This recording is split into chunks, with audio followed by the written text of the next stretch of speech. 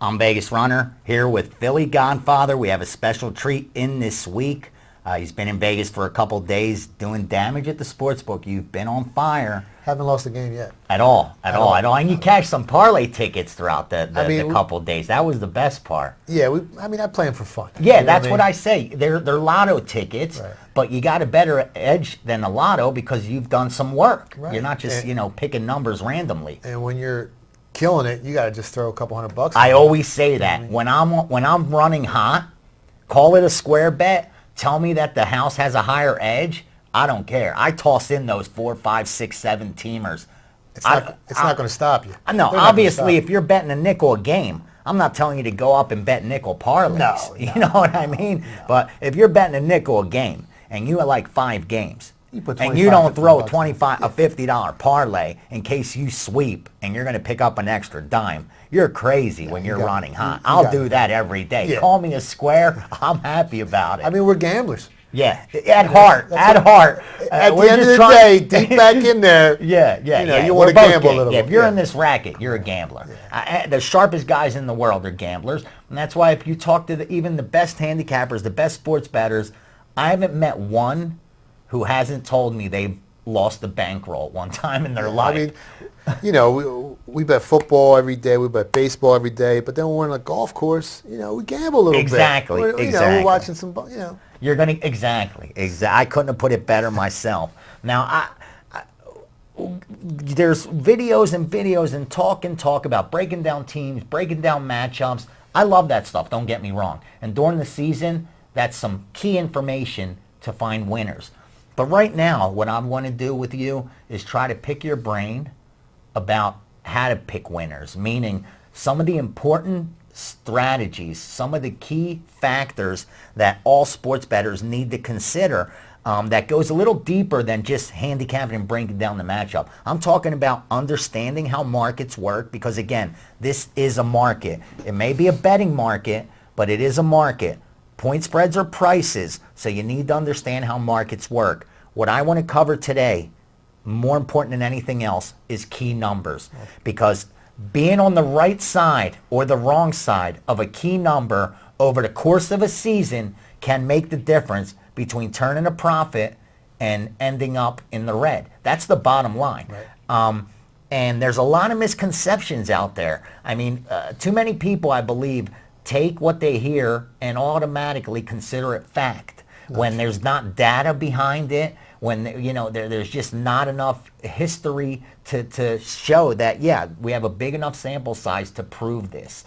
No bigger misconception than the fact you should never lay more than 120 to get a half point.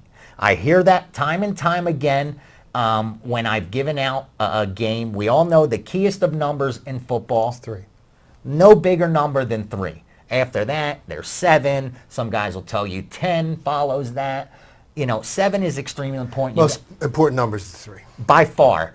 And that's the number you could more or less either make or break you by being on the right side of 3, meaning laying 2.5 and getting 3.5.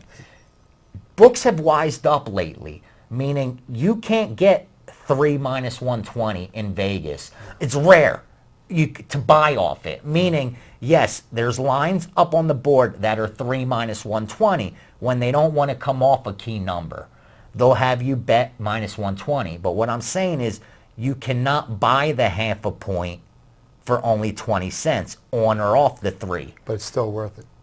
Now what they're doing is charging 25 cents. Right. Offshore, 25 cents. Some have gone as high as 30. I've heard 35 cents. They've learned over the years that wise guys had made a killing by simply taking 3.5 and laying 2.5. So when a game is 3, when you're looking at that board, you're looking at every game that's 3. And what are you trying to do?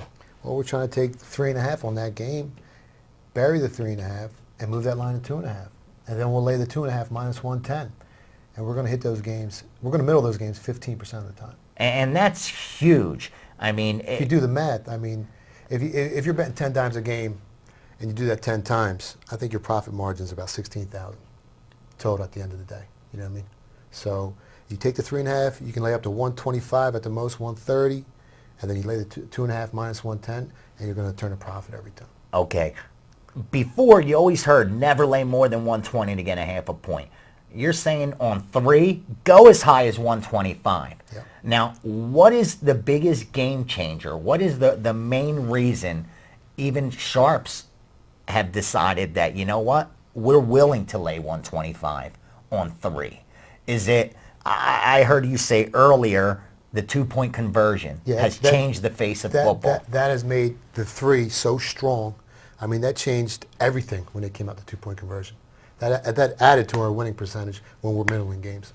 And that makes sense to me, because I was thinking when you mentioned that earlier that, you know, back in the day when a game was 14-3, the most you could ask for was a 14-10 final. Right.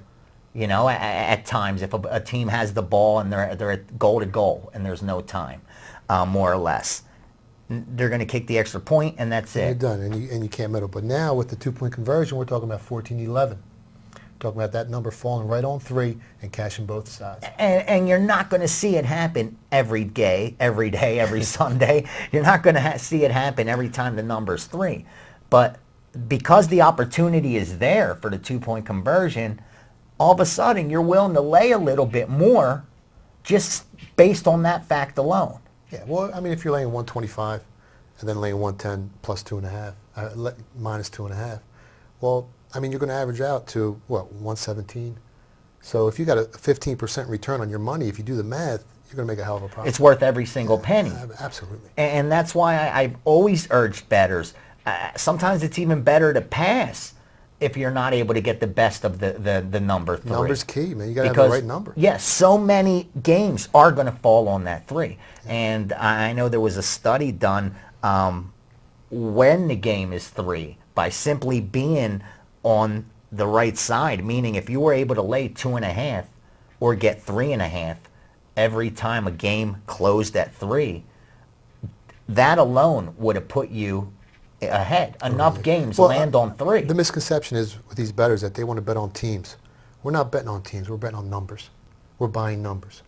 And that's where you make your money, buying numbers. The only way you would ever lay 3.5 is if the true line should have been 5.5. Yeah, but I mean... But what you're trying to do when a number's around 3, more times than not, I'm going the other way, is bet it down. Right. So you could work a middle. Right. I mean, unless there's an injury during the week or there's something that pops up that's not expected, that 3.5 is not going to go to 5, 5.5. You know what I mean? So that's very, very, very few times that happens. So that's a great point, because the average sports bettor now, you know, what you're saying is more times than not, it'll be a rarity where a line that opens, you know, at 3.5 is going to shoot up to 5.5 or 6, because most sharp bettors aren't thinking, let's beat this number. They're thinking, let's middle this game. Exactly. I mean, it's not even about the teams. No. It's about the number. The probability of a game ending on 3 is higher than any other number.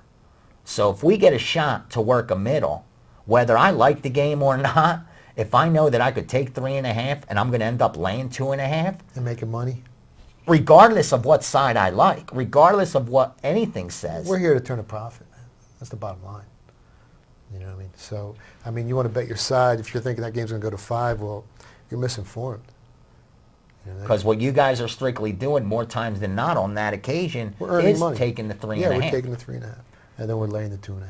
And you're hoping that enough Steam followers jump on it as well, and the books are forced to adjust the numbers down to 2.5. And then we whack them on the other side. And that makes perfect sense to me. So again, just great information as far as the 2-point conversion, because I even thought, you know, is that a borderline play laying 125? I've done it because for me, I know how key of a number 3 is, but I didn't mathematically have the data to really support that it is the right move. Yeah, you know, I knew other sharps that did it, 3's the and strongest I trusted number. them. Yeah, 3's the strongest number. You're going to make the most amount of money trying to middle the 3.